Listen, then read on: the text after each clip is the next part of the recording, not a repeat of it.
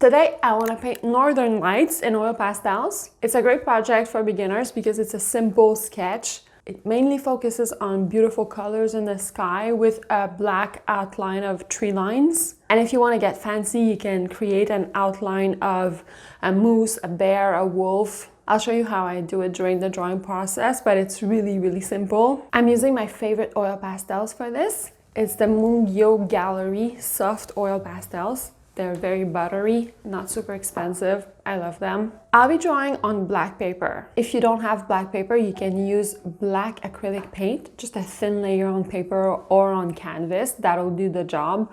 Or you can also use oil pastels, obviously, to fill in all the black. It's just that filling in big areas of black in oil pastel gets messy. And because there's so much black in this drawing, I figured drawing on black paper is the best option. It's also very fun. I've already made a moonlight kind of simple drawing in oil pastel on black paper. I'll link the video at the very end if you want to take a look at that one. For the rest of the materials, I just make sure that I have plenty of paper towels, a few blending tools, blending stumps.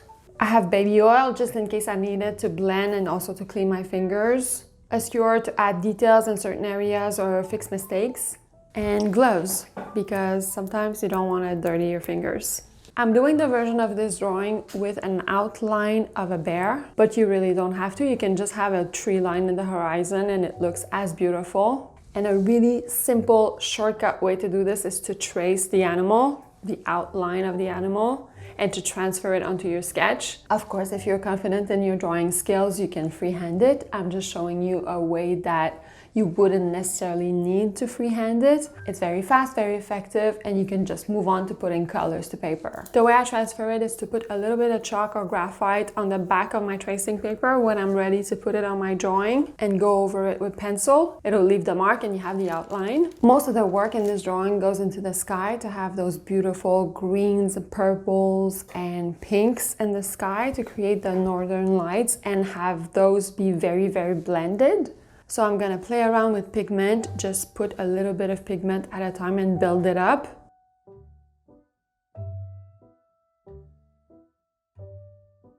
I also make sure that I keep some good white, stark white in specific areas to give a big pop of contrast.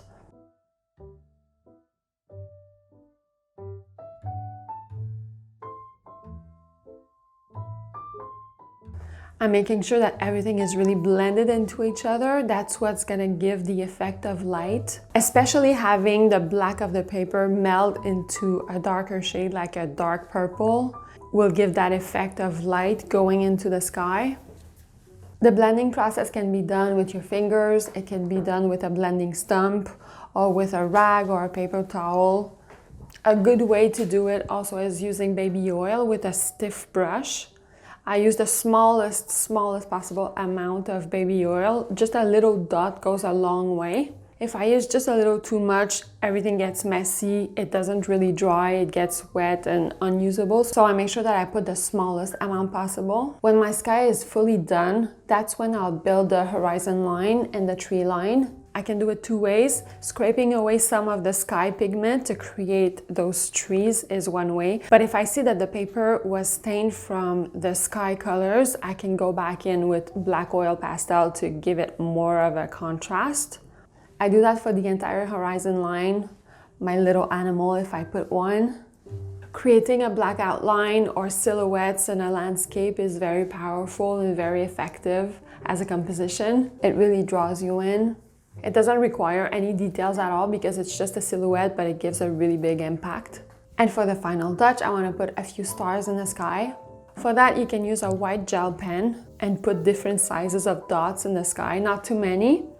Personally, I prefer to flick some paint on the paper to have more of a random kind of effect, randomly distributed and random size as well. So I dilute white acrylic paint and I just use a stiff brush to flick some paint on the paper.